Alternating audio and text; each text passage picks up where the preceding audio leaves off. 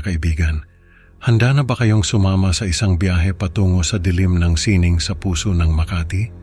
Si Isabela kasama ang kanyang tita Lourdes ay aakayin tayo sa isang eksklusibong art gallery kung saan ang mga nakatagong obra ay may kanya-kanyang sikretong tinatago.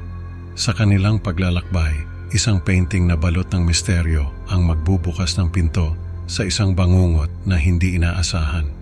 Maghanda na sa isang kwentong magpapakita na ang tunay na panganib ay maaaring nakakubli sa likod ng bawat magandang likha at ang pag-usisa ay maaaring magdala sa atin sa hindi inaasahang kadiliman.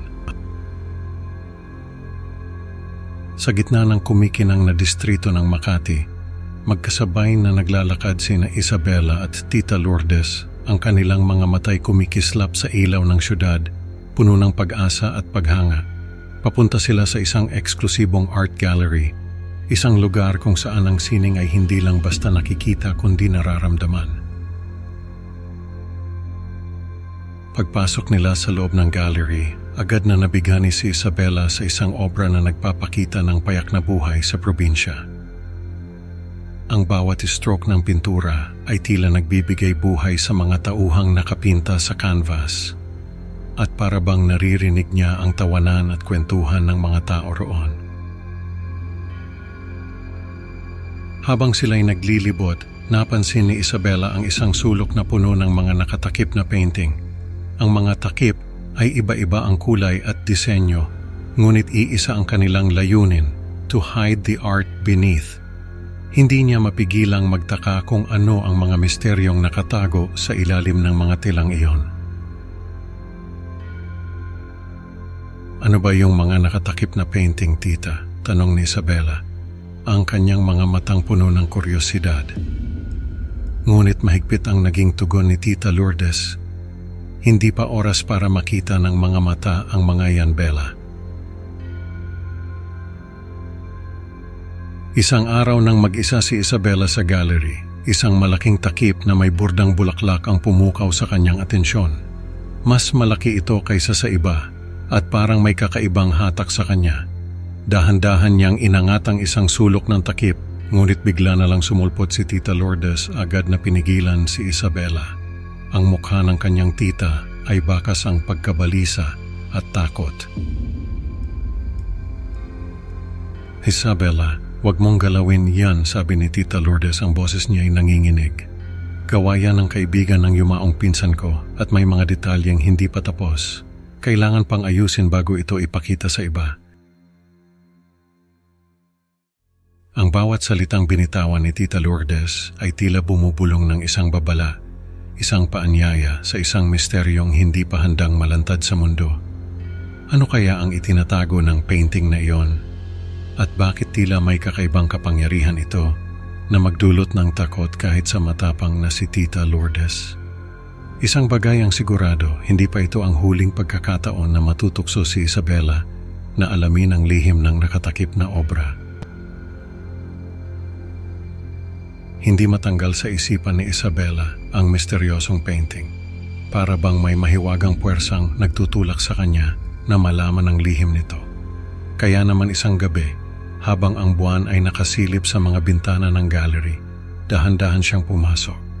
Ang tanging ilaw ay ang malamlam na liwanag na nagmumula sa labas na nagbigay ng kakaibang anino sa mga nakapalibot na obra. Dahan-dahang lumapit si Isabela sa painting na matagal na niyang iniisip. Puno ng kaba ang kanyang dibdib, para bang may malamig na kamay na humahaplos sa kanyang likuran. Nang alisin niya ang takip, sinalubong siya ng imahe ng isang babae, walang mata, walang bibig. Tanging itim na butas ang nasa lugar kung saan dapat naroon ang mga ito, at ang tumutulong likido na kulay kalawang ay tila sariwa pa. Napasinghap si Isabela at ang kanyang katawan ay nanginig sa takot. Mabilis niyang tinakpan muli ang painting at sa gabing iyon, nagpasya siyang umiwas na sa gallery. Ang mga pangarap na dati puno ng kulay at sining ay napalitan na ng mga bangungot na tila walang katapusan. Ano nga ba ang misteryo sa likod ng painting na ito? At bakit tila ba ito'y may buhay na sarili? Sa paglipas ng mga taon, isang tahimik na seremonya ng libing ang nagbukas ng bagong kabanata sa buhay ni Isabela. Ang mga painting na minahal at inalagaan ni Tita Lourdes ay naiwan sa kanyang pangangalaga bilang pamana. Sa bagong bahay na kanilang tinutuluyan, kasama ang kasintahang si Marco, nilaan nila ang isang espesyal na silid para sa mga painting. Isa-isa nilang inilagay ang mga obra sa pader at ang bawat isa ay tila bumubuhay sa kwarto.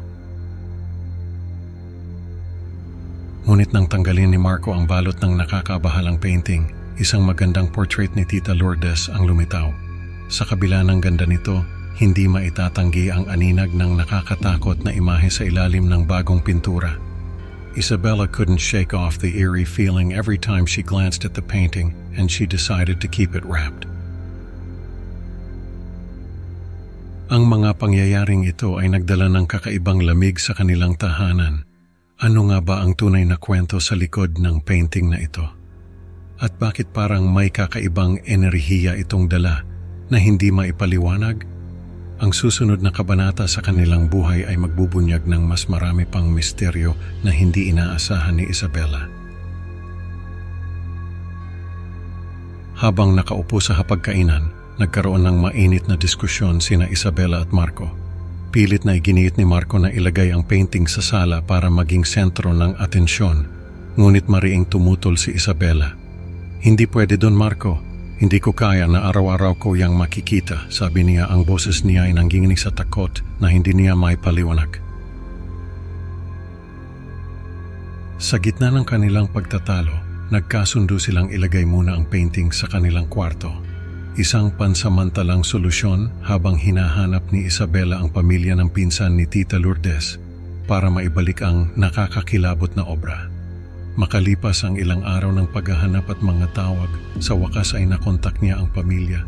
Sa telepono, ang kanilang mga boses ay puno ng pag-aalala at pagkabalisa. "Oo, kukunin namin yan. Salamat, Isabela," sabi nila. Ang susunod na kabanata ng kwento ay puno ng hindi inaasahang pangyayari. Habang wala si Marco at nasa Cebu para sa trabaho, tinakpan ni Isabela ang painting ng kumot, umaasang maitago ang masamang alaala. Ngunit isang gabi, nagulat siya nang makitang natutuklap ang pintura at muling lumitaw ang orihinal na nakakatakot na imahe.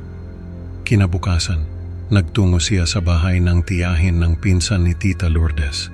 Ang bahay ay puno ng mga lumang larawan at mga antigong kasangkapan, at doon niya nalaman ang nakakagimbal na katotohanan. Ang painting ay ginawa sa isang estado ng pagkabaliw at may halong dugo. Ang tiyahin ay desidido na sirain ang painting, ngunit ang anak ng tiyahin na may mga matang nagliliyab sa pag-asa ay nagnanais na panatilihin ito. Naibalik na sa dati nitong ganda, giit niya, kahit na ang kanyang mga matay nagpapahiwatig ng isang hindi maipaliwanag na pananabik. Ang mga sumunod na pangyayari ay hindi inaasahan at tiyak na magtataas ng balahibo. Ano kaya ang kahihinatnan ni Isabela sa pagharap sa misteryosong obra na ito? Ang bawat kilos ay may kaakibat na panganib, at ang susunod na hakbang ay maaring magdulot ng mas malalim na kadiliman.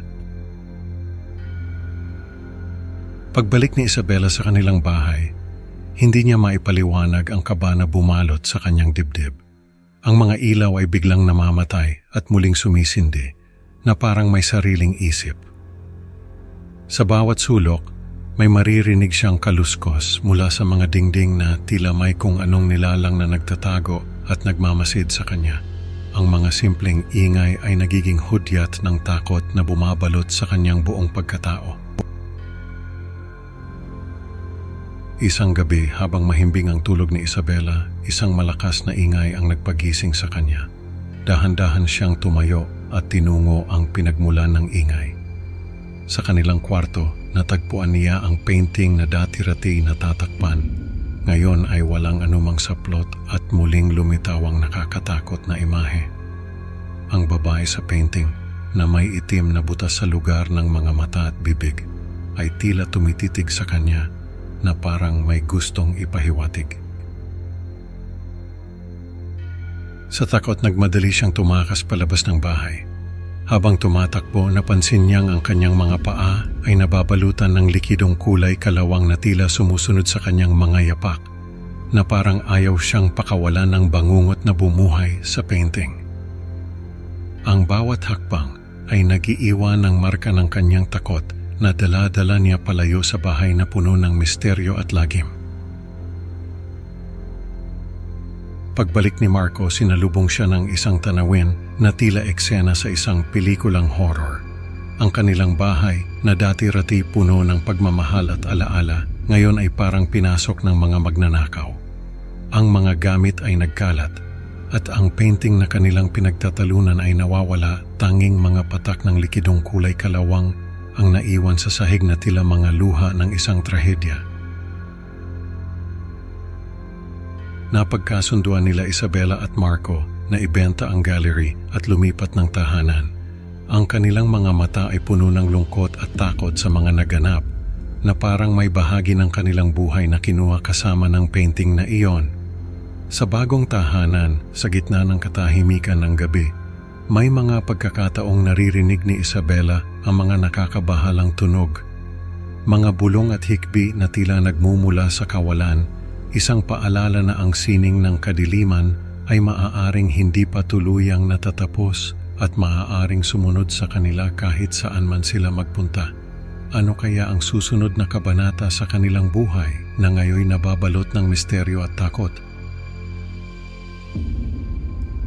Sa huli, natutunan ni Isabela at Marco na ang kagandahan ay maaaring maging mapanlinlang at ang pag-usisa ay maaaring magbukas ng pinto sa mga bangungot na hindi kayang takasan.